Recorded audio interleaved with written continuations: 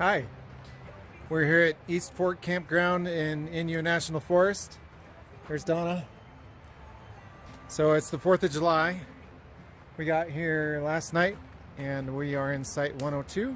And you can see behind me, there's our trailer in Site 102.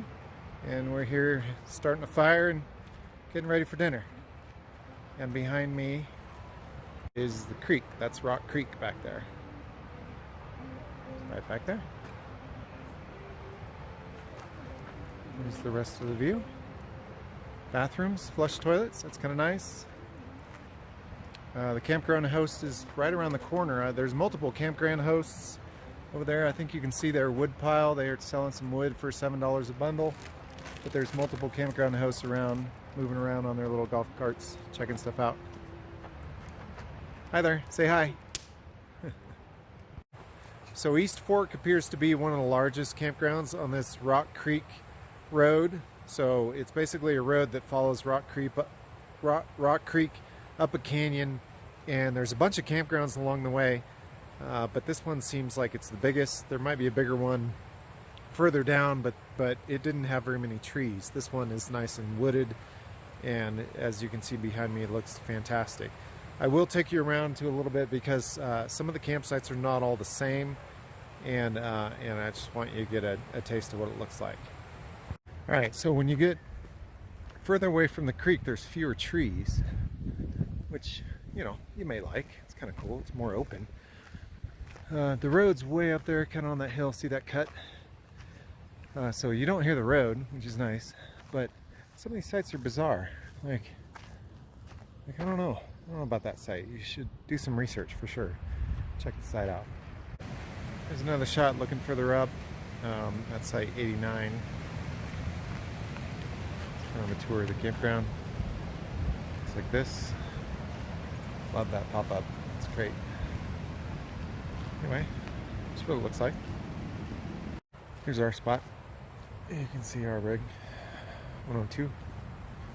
Alright, looks like a few big ones made it in. That one's pretty large. Again, these ones by the creek are fantastic. Love them. There's another campground manager. Wood for sale. Overflow parking.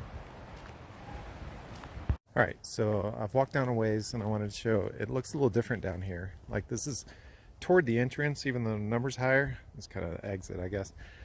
Site 127. The loop kind of is up there. It comes around and all the way down. So the entrance is back that way. But it like opens up. So there's hills on the side, fewer trees, more air, awesome aspens, but not much shade. Not like it's hot here, so I mean, still could be cool. Some of the sites are kind of funky, we noticed. So like this site, right here's one that nobody's at. Like, where do you put your tent? And it's a tiny little spot. So most people put their tent just kind of behind their car, which is kind of funny. So anyway, here we have it. Here's another view of the campground. That's the road. I do highly recommend that if you come here, you go up to the end of the road and take a hike, and it goes up there where that mountain is with all the snow, and there is lake after lake after lake, and it's a fantastic hike. It makes coming here well worth it. It's amazing.